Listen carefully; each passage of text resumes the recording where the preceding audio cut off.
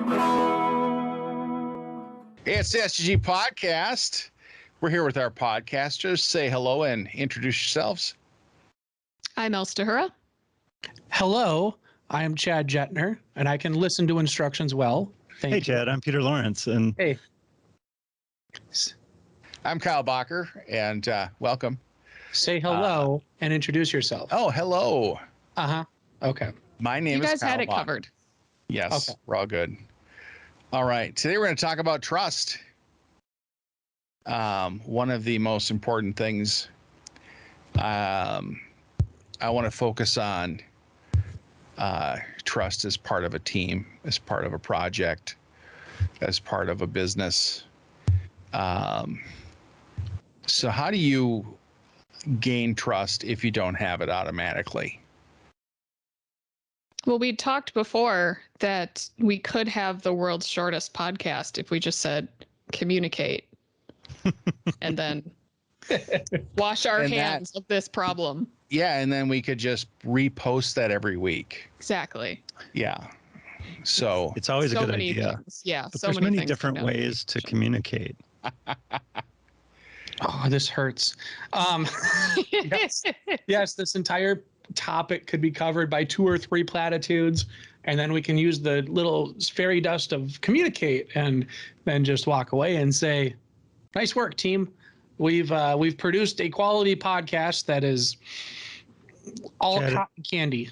It sounds like that's not worked for you in the past. 3 platitudes. It's like TED Talks. You know, you walk away feeling like you heard a lot of good stuff, but then a week later you can't remember any of it and like put into practice. Can't apply it. Yeah. The aura has faded. Right. So we live in, or we work in kind of a unique field where we don't always walk in with a lot of trust. There are oftentimes people that have had bad experiences with consultants in general, failed projects, things like that. And we walk in after that, and then we kind of have to pay the price. So in that situation, like, how would you turn that around? How would you work to gain that trust? And how do you know that that's the situation? I think you can feel that situation right away, right? For sure. You walk in somewhere, you're going to feel it. You're going to feel, perhaps you've been singled out as a consultant, and you're coming in and you're either how you're being presented to the team changes that, that kind of thing. But, so you start out with a pretty empty bucket sometimes. You don't start with full trust and get to empty it. You start with no trust and you have to fill it. I love the concept of the trust bucket. It's like Rust Bucket, but not quite. The trust bucket. So, Elle, have you walked into any of those kind of situations? Yeah, I have. And to Peter's point, you certainly can feel it. Some of the things that I've observed are you don't have all the access that you need right away. And sometimes that's like any job where there's onboarding stuff and it can be hard to keep track of the giant list. But sometimes it's deliberate omission of the ability to do more, for lack of a better term, more powerful parts of your job. So there's just this conscious effort to put you in a tiny box so that the damage you could potentially cause is as minimized as possible. I've also been in situations where people have been very upfront in saying, I don't understand why you're here. We can do this job. This is a waste of money, that kind of thing. And generally, my initial tactic has been not to have a debate on if consulting is good or bad, because that can go on for hours and is usually more emotion based than anything, in my experience. When you start saying like, no, the field I'm in is a bad thing, or I am always a bad role in a company. I'm one of the good ones. Yeah, exactly. Yeah. Yeah, trust me. So yeah, I just try to go into things as transparently as possible. So by keeping in mind that, okay, this person thinks that I'm going to do the worst job, I'm going to waste everyone's time. What are the small things that I can do to support them? So things that can't be interpreted as I'm doing this because it's fun for me or it's just my work. What can I do to help make the FTEs, the full-time employees' jobs easier so that they start to see demonstrable evidence that I want to support the team rather than supporting a sales opportunity for an external company? Chad, what have you run into? It's a foreign concept to me because I walk into a place and I'm instantly universally loved and appreciated. So I actually have I'm having trouble grasping the concept. But I do think that we're missing your charm. Yeah. What I think one of the important things is to actually have a certain level of empathy for the other folks that see you walking in, right? Yes. And understand what that might look like. I mean, if you're walking in to fix a problem, I mean, we as consultants, we walk into different types of projects. If you're, basically doing a staff augmentation and you're just there to help, like genuinely, like help support the staff and, help deliver a previously established project that doesn't need, whatever, generally at that point, people appreciate having more hands on deck. If you're called in to check somebody else's work, essentially, right? Like not that we walk into those situations all that often, but that's a grimace, Kyle. Yeah. That's difficult. That's just never. That can go south. Or if you, yes, that would I mean, it always. Yeah. But if you're, if you walk into a situation and you are, establishing a new project, it's been defined by the business, you have to, getting other IT professionals to trust you is relatively mostly easy if you can empathize and if you can, just look at things through a different lens and then actually produce, like, instantly add value, right? Like figure out if these are Star Trek people or Star Wars people. And then a few Monty Python quotes and you're in the door. It's all one quick follow-up question, Kyle. What? I don't know what that means. If you want to engender trust with IT people, tech people. Yeah, you have to decide what kind of nerd. Yes. Who am I dealing with?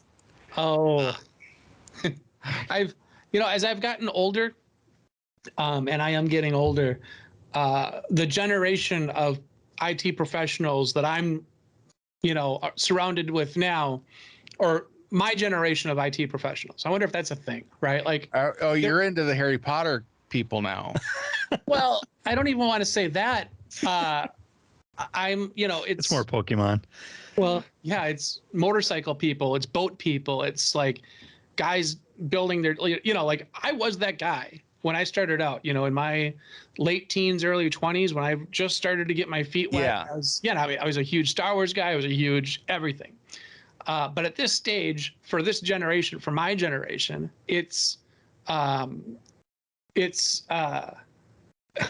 we're not. Yeah, we're molting. Maybe that's it.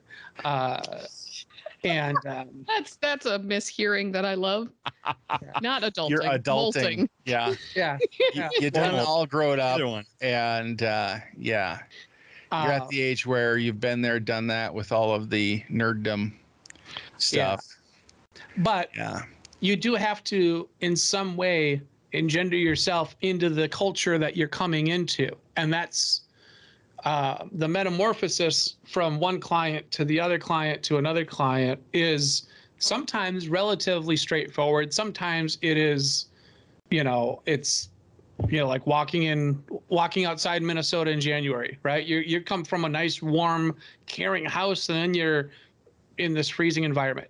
Being able to actually recognize some of the signs, like Al said, you don't have all your access. You don't have, super user access to the things that you should have to be able to do your job efficiently. And getting those and requesting those and everything, and then provisioning those is a process. It is it is something that somebody might drag their feet getting to you. So I think the most important thing is first recognizing all the signs that, oh my gosh, I'm in a situation, folks don't trust me. Now what do I do? And that's where I'm going to ask Peter, now what do you do? So they don't trust you. And I mean, first of all, just look at you, right? Least trustworthy face of this bunch, at least. Shifty. There are many skeletons in the closet behind him. Yeah, it's never been opened. It is my skeleton closet. How'd you know? They're Skeletors because he's from the He-Man generation. Good point. There you go. It's Identify coming your back generation. on Netflix. No, I mean, to start from a place of empathy is pretty standard and straightforward, right? You've been on. I mean, most of us have been on both sides, right? We've been on the receiving end of consulting and on the giving end of consulting. I think also that one of the things that just works is to care about the project and the team that you're on, right? And the best way to do that is to become invested into it right away, right? Like pretend that you're the new college graduate that's coming into a project and looking at it with fresh eyes and knowing that you're going to have to do some of the call it grunt work. I don't know if that's an appropriate term, but you're going to have to pick up some of that yucky stuff that's laying around and nobody wants to do. Who wants to do this particular horrible job? Well, you volunteer for it because you're there, right? You're going to learn about the project by doing that. You're going to understand what's going on and get a little feel for it. People are going to say, oh, well, they'll take on anything when they start. And, if you keep up that attitude going forward, you're not always going to be doing grunt work, but, it never hurts to do a little bit of grunt work every now and then as a consultant, especially just because you're going to endear yourself to people because, instead of holding the shovel up and watching the people work, you're down there digging in the trenches. That's the place to be, right? You're pain relief because otherwise they'd have to do it. But I think going in, you feel that kind of that mistrust. Sometimes they'll even say, I don't trust consultants right off the bat. They'll just tell you. It's like, oh, okay. Which is good, right? Yeah, it's like that. Because then like, oh, okay, I'm starting from a place behind. Right. Yeah, I know I'm in a decent spot when other FTEs will talk to me about bad consulting experience they've had in the past. Because like you said, Peter, like that tells you, okay, these are the things that I need to make sure that I'm not doing. And I think that like coming in humble, honest, and listening. Like, tell me about that pain. Tell me what you didn't like. And then listening to them. And then finding, if there's credit that can be given, recognition that can be given, if they have an idea or something, elevating them, passing that along, showing that, you're gonna be honest enough to give credit for something. Maybe it was a problem you're trying to solve and you didn't personally solve it. A member of the team did. Yeah. Like calling that out in the stand up and, showing appreciation for that. kind of demonstrates that willingness to be honest, and that just demonstrating honesty is good. And then doing what you say you're going to do. Like if your time quotes are always way off, if you're under delivering, if you're rushing things, it's like you want to do a really good job. That goes a long way. And being part of a team, like supporting the team and working with the team. It's easy to kind of, on some stuff, it's easy just to take your tasks, go to your cube and just work on your own on stuff. But if you can't hide when you're starting out. No way. You can't. No, to me, like I've been on the other side where I've been the FTE hiring consultants. And when someone comes in and they're not asking questions and like they're hiding, you have to go find them. They're in their cube. They built a blanket fort and you have no idea where they're in. Yeah. That's actually a good point. I was not the blankets, but it is a good point about the blankets. Yeah, actually, it's not bad. Weighted blankets changed my life. Oh my God. It's like getting a hug. Really? Night. Oh gosh, yes. Yes. All Get right. a weighted blanket, Kyle. Start I light. was, as a consultant, folks that brought me on, in the consulting role, after about a month, the one sign I had, the best sign that I ever got that, oh, okay, these guys do trust me, is after a month, they said, hey, we want you to interview and these other guys to fill out your team. Right. I was like, oh, heck. Well, that's awesome. Thank you for, literally you said, thank you for trusting, that I know this or that. And then two, doubly awesome because being able to pick your team, goodness gracious, it is a dream. When I had that experience, I was desperately trying to figure out, okay, what the heck did I do between a month ago and today that got you to the point where you're like, okay, you interview people now. As a consultant, you interview people, you tell me who we need, you tell me all of this stuff. I'm trying to piece together in my head what I did. And I didn't come up with much, right? Yeah. It's really just showing up. How are we going to learn if you don't have it? I know. Showing up, actually showing up, right? That always helps. Listening. On time, throughout the day. Present during the actual conversation. Yeah. That's what I mean. What Elle just said, right? Like being present and not just, okay, I'm in a Teams meeting, my camera's off. Engaged. Yeah. But like, for me especially, it's like, even before digging into the domain that you're solving, right? Like, even if it's insurance, goodness gracious. But like, whatever your domain is, whatever your problem domain is, digging into it so that you have some context when you arrive to say, Yeah. okay, like I can understand this now. I can ask still probably pretty dopey questions, but Right. dopey questions framed in a way that makes sense to the actual problem you're trying to solve. Yeah. I try to meet as many people that are involved in some way, business people, all IT people, and I want to make a good impression on all those people. And then when they see my name come up in emails and stuff like that, then they have some familiarity with me. Like I think that helps. Like they're like, oh, okay, that's the guy that asked me those questions about what I thought about stuff, and showed that he cared about me and he was listening to me, and making eye contact and stuff like that.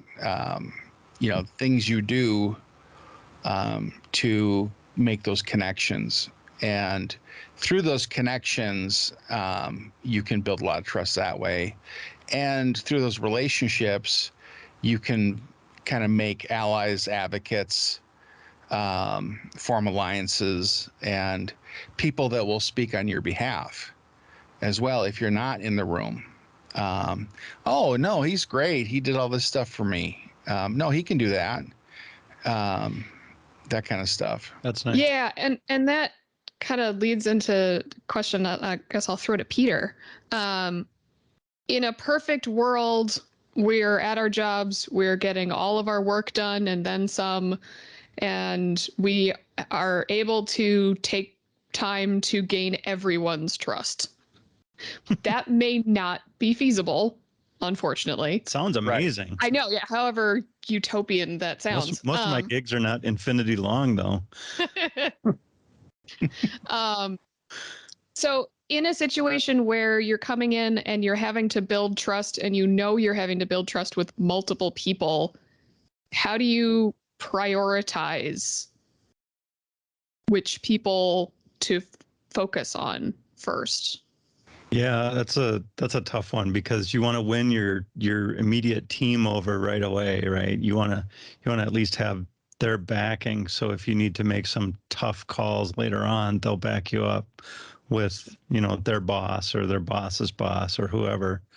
But at the same time, you're like, well, if I get their boss's boss, I can push my ideas down into the team. But my standpoint has always been, you know, sort of bottom up, right? Like, work with your team that you're working with day to day, get their trust. You know, having their trust, unless they are persona non grata at their company, you know, and if that's the case, find that out quick and maybe work on changing that too, because maybe their trust bucket is empty too. Yeah. But you know, you can work your way up and really get any level in the company as long as you're doing great work and have trust along the way, because most of the times the projects that you're brought into are important projects, and getting the trust of the team will help go a long way. Yeah. I think. Chad, how about you? I think it's I think that's valuable, right? Like the people that you're in stand up with every Right. single day. Yep. Those people have to know that they can count on you, and they have to know that you're not going to be, you know, I don't have a good podcast word for it, but Flaking out. there you go. Or even like the thing I can't stand is like the back chatter, right? Like, you're not going to be the guy like, oh, hey, how you doing, buddy? And then like, God, I hate that guy. You know, like the The peanut gallery. Yeah, the peanut gallery. I get so exhausted with like office, just people that, if you're on a team and there's people on the team that always need to have somebody to be mad at, you know, like, Right. oh, this guy's an idiot. This guy's an Yep. idiot. This guy's an idiot. I don't necessarily need that person to trust me. Like, I don't care, right? Because eventually every single Eventually you're going to be the guy that they hate, right? Yeah. You're going to be the villain of the week, right? They, or maybe they work their way around the room. it's just so freaking and exhausting.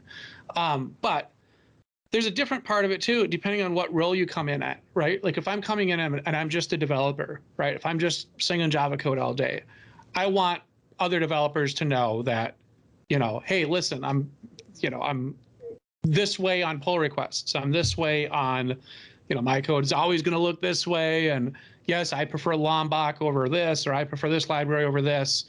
And I'm going to present an argument for it, and I'm going to give up, like, I'm going to listen to good ideas, and I'm not going to Right. dictate mine. And, you know, we can trust that everybody's coming into conversations honestly and with their own personal experiences and like bringing good ideas to the table. If that's the lens though, that if you're just going in as a developer, I want the developers to trust me. I want the project manager or Scrum, whoever that is, to understand that, you know, hey, if I give an estimate on something, it's going to be relatively accurate to the best of my knowledge at the time. And, you know, you get out of a lot of meetings that way. You get out of a lot of rework and you know, whatever. But if I'm coming in at a leadership role, it's different. It's like super different, right? Because yes, you want the people, you want your dev team to trust you. You want the business to trust you. You've got to get like 5 different groups of people to trust you and to know that you're not just going to sit in meetings and bloviate, or, you know, this is why I rail against platitudes, is because like there's a certain level that operates completely using platitudes. Like, hey, like I can't even, and I'm more like, yeah, hey, if we just communicate better, guys. Okay, what are we not saying to each other? Like, tell me, don't just say communicate. Tell us what isn't being communicated. Right. And sometimes you get good feedback out of that, right? Like, yeah, the requirements changed. You guys had a side conversation. You implemented it the way they changed, but it never got floated up to QA. Great feedback, and that's a communication gap that we got to fix. But if it's just, let's just communicate better. Let's blah blah blah. Treat each other with respect. Like, well, obviously we're going to treat most of our coworkers with respect, except the person that has the villain of the week problem. You'll Well, I still think treat them that, with respect, but I think that Yes. there's a two-way street as well with trust. Is you kind of have to give it to get it. If you're not trusting of other people, that will make people untrusting of you, and it's not a good sign. I think that also in a leadership role, you have to figure out who you can trust or who you trust, and somehow bridge that gap with people, because somebody might betray your trust that's on your team in some way, there's like the fiefdom right problem, away. right? Yeah. It's or working with other teams. And it sounds nice when you hear it, but like when we're, if you're in a leadership role, if you're planning around the work of other people, and if everything is sugar coated for you, right? Like if nobody can deliver hard truths, like, hey, yeah, we're trying to tackle a really, really hard problem. It's going to take us a lot longer. Instead of, nope, work is proceeding. We think we're going to get, you can tell that the language, the adjectives get squishier and squishier. Instead of, yeah, our delivery date is July 4th. And then it becomes, yep, we still think we're going to make that date. And then it's, yeah, we might need an extra day too. Like it's always might. First it starts out super firm, and then it like we might be there, we might not, and then we might need a day or two, and then it's like 3 weeks later, and then your trust is just gone, right? Like and and it might be that you don't trust the powers that be to kind of be on your side, to be supporting you, and to be understanding that stuff might take longer, dates might get missed. So it's like if you do miss something, you get hammered for it. And well, I think that's the other side of it though. Yeah. Like you have to be able to go ahead. You can get you'll only take getting slapped so many times before you stop doing the thing that gets you slapped. You're talking about lawsuits, right? Talking about everything. Okay. Talking about slapping, generally slappage. No, it's like I'm not even gonna bring it up. I'm gonna hide in this meeting. I don't want to give an estimate because I don't know if it's going to take that long. If I don't, this person is expecting this from me. If I don't say something, even though I have no idea, like if it's going to be a day or a week, like am I setting myself up for being yelled at in front of my team? So it's like trust in a reaction, trust in a quality, trust in specific things. You can trust people one way and not trust them other ways. I think that, I have a friend of mine that I would trust with any amount of money. I know I'd get paid back. But if they said they were going to come by and mow my lawn, they might not show up. It might be 2 weeks. Yeah. So I think it's a tricky thing when you don't kind of have that group trust of we're all on the same team, we're all kind of on the same page, working in the same direction. Trusting yourselves, trusting in your own skills, that is a big one. I used to get really nervous about presentations. I'd have to give a presentation like the next morning and I couldn't sleep, and then I'd be exhausted going into it and running late, Always goes and well. you just never stop working on it until the last minute. But if you realize that, you've been doing this for 15 years, you've given this type of presentation 100 times, it's always gone well, and you can think on your feet. The raw materials that make you who you are going to be in that room. Like, you don't have anything to worry about. And what's the worst that can happen? These are people you've worked with for 2 years. Like, you're familiar with them. This is going to be fine. Like, Right. This could go off the rails, and it's not going to really. They'll give me a hard time. That's the worst that can happen. And they'll still be fine. Or we don't get it's a presentation to try to get some work. We don't get the work. Like, that's the worst that can happen. It's like, well, what does that mean? They're not going to shoot me. But that, I think that self-trust alleviates a lot of worry and anxiety. Like, yeah, I can do this. Kind of belief in yourself is I important. think that helps a lot. I think the other thing that helps is to give yourself the time and space to separate out when you need to. You can trust your abilities, you can work with other people to help build their trust in you, but then there are sometimes things that are out of your control or are irrelevant, and just knowing that, okay, there will be this aspect that a person won't trust about me, but I can cover the other part of this Venn diagram. Right. So, Chad and I could work very well together. If I happen to be a Brewers fan, then there might be just some discord that we can't get past. That might just end it. That's a relationship ender. We're done. Yeah. Well, this has been the STG podcast. Yeah. So, Well, So I what think happens that, when you lose a trust? playful example, but there are absolutely just Yeah. things that are more about the other person than they are about you, and people won't change their mind until they want to change their mind. Yeah. And I don't control. And so it's also important to acknowledge, okay, I'm just setting those things aside. Let's focus on the job at hand. Yeah. I think, as a leader with people, you need to trust your people because you're going to give them stuff to do that needs to be done.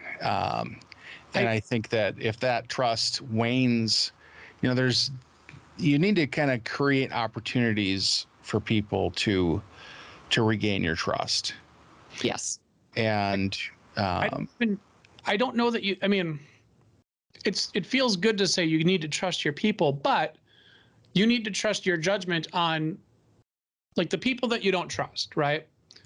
At a certain point, and I go back to the story point estimate, right? Like, hey, if one guy's saying this is 5, another guy says this is 5, and one dude takes a week and the other dude takes 3, right?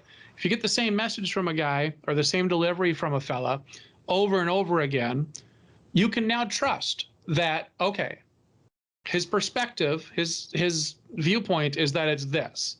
I don't trust that, but at some point I become the dummy for constantly saying this. So it's not that I don't necessarily trust the guy anymore.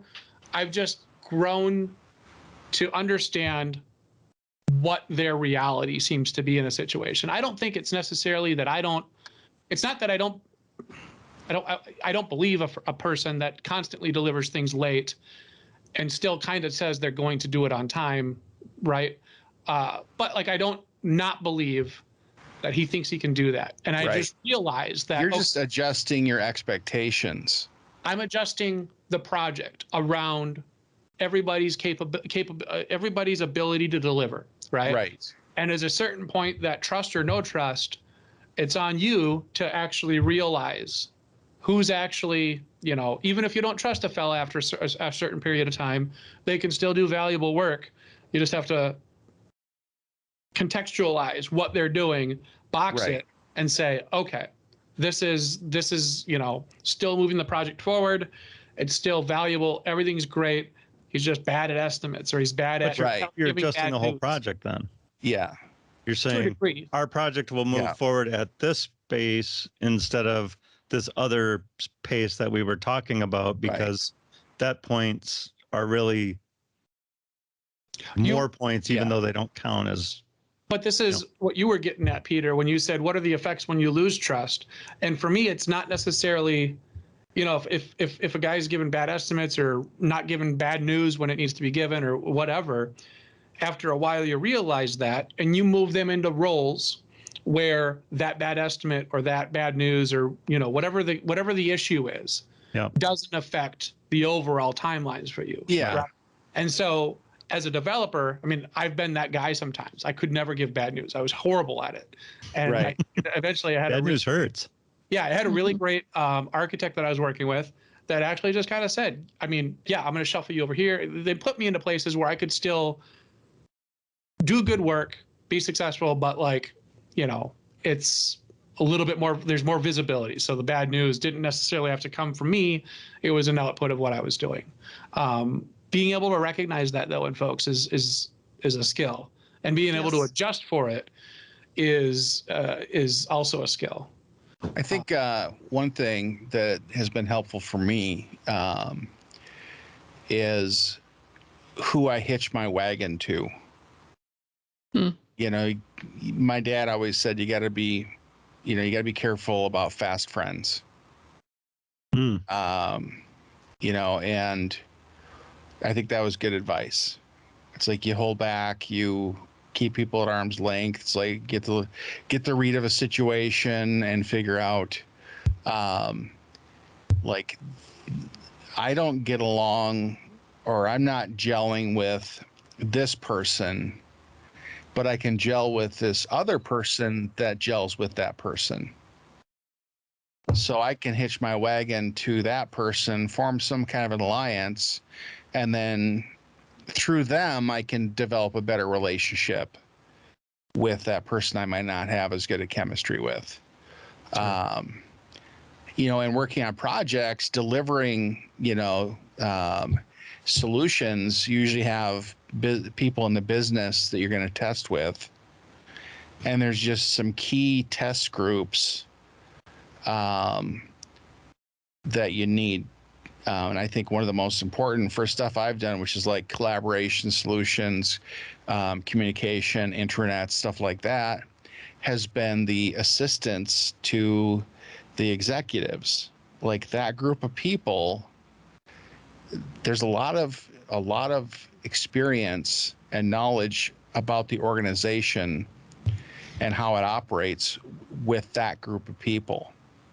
Right. And so I always tried to gain their trust.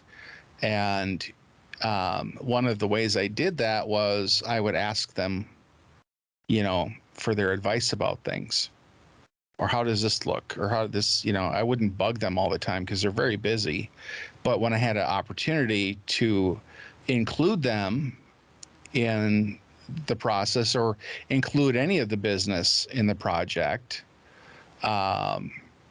then they had more trust for the project. Right. They were more willing to help out, and then they're more willing to defend it if people see it for the first time, and because it's different, it sucks. It's like, well, actually, we looked at that, we tried it out, we had a really good experience with it. You should give it a shot. Right. Yeah. Try it. I feel then like, complain. yeah, and I feel like that idea of finding your allies also ties into back to what Chad was mentioning with empathy, that's so crucial. And in our roles, much of the time, or at least I find that there are a lot of opportunities to help be the translator between groups that aren't getting along, or just to be more upfront with, here is the perspective I'm coming from. Right. I could be very wrong. Tell me your understanding of the problem, or tell me how you normally interact with these people. And that seems to diffuse some of the tension, because then there's more awareness being put on how you can have two completely different perspectives on a problem. And it's not that one is necessarily right and the other is wrong. Like, so often people are saying just the same things, but with different vernacular. Right. Yeah, Different point of view. Yeah. I found that asking somebody for help and giving that person an opportunity to help and accepting help really strengthens that connection with that person. Yes. People generally want to help each other out. They do. And so, except for Chad, the skeptic. That's where you don't say it's not about them Chad's like, I don't help helping. anybody. It's Yeah. about letting someone else's talents shine. There you Yeah. go. Yes. And if somebody wants to pick up the check, always let them. Because you trust them that They want to do the it. card is not going to They're be offering. rejected. I trust that they want to do it. Yeah. I agree. Yeah. It's And a I hard forgot my lesson to wallet learn. every time, which is unfortunate. I don't trust that.